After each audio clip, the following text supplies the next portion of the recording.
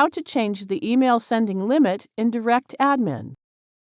You can increase your email sending limit. However, you cannot increase it beyond the limit set by your server administrator.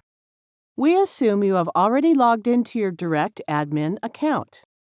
Now click this email account's icon. This is the interface where you can create and manage your email accounts. Here it displays the list of email accounts. Click the plus sign for the corresponding email account whose limit you want to change. Then click the Change Limits option.